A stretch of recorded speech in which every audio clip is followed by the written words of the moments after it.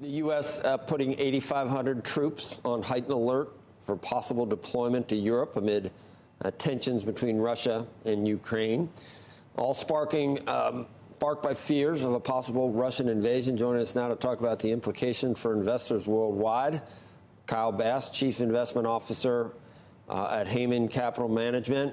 I'm just reminded of Mitt Romney and Barack Obama. You know, was it China or Russia? But he was, everyone sort of laughed at the time, and we've sort of gone back and forth.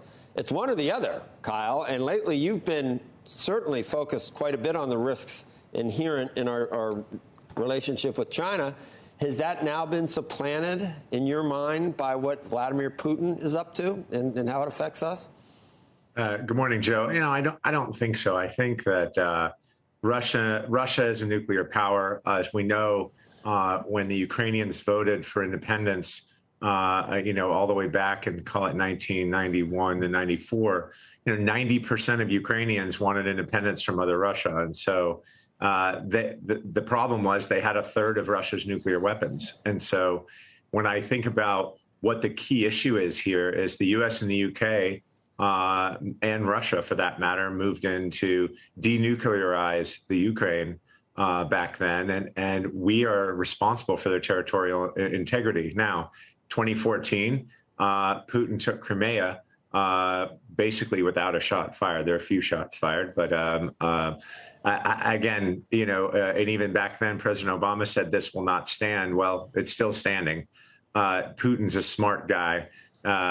I don't think when you think about geopolitical force, Russia doesn't have the economics behind their geopolitical force. I think China is clearly the largest threat to the rules-based order in the West, and but I think Russia just happens to be topical today, and what's going to happen in the Ukraine. Maybe that is part of the calculus for Vladimir Putin, because why is it such a shiny object for him? What does he accomplish if he destabilizes Ukraine or even takes a piece of Ukraine? Or how does that play into his global, I don't know, aspirations? Yeah, so when the Soviet Union dissolved into more independent states with Russia, the Belarus, and the Baltics, I think what that did is it moved Russia's border more east. And basically, I think Putin views the, quote, natural order of things as Russia controlling the Ukraine, Belarus, and the Baltics.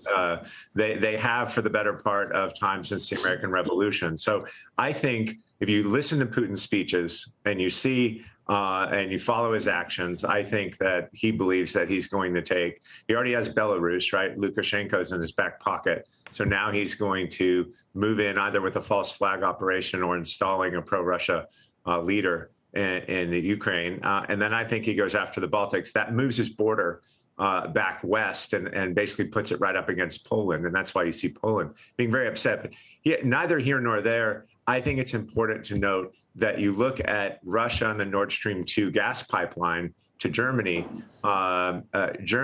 Basically Europe has ceded control of their power prices. I mean, you look at the price per megawatt hour in Europe for power, it's almost 10 times the price of the United States because Germany just turned off its last 3 nukes. They've stopped drilling for hydrocarbons.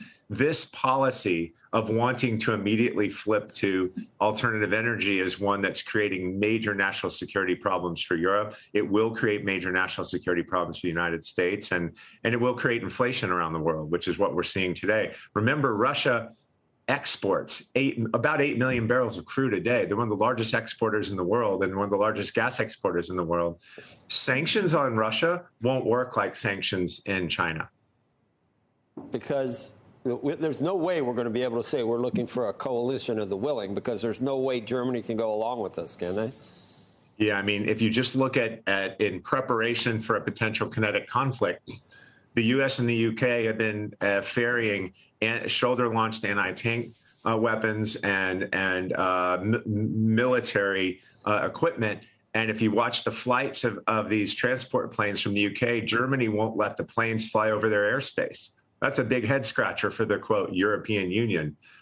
So I think it's important to note that the Nord Stream 2 pipeline and Europe's reliance on Russia for their energy needs is going to drive a wedge right through NATO and right through the European Union itself.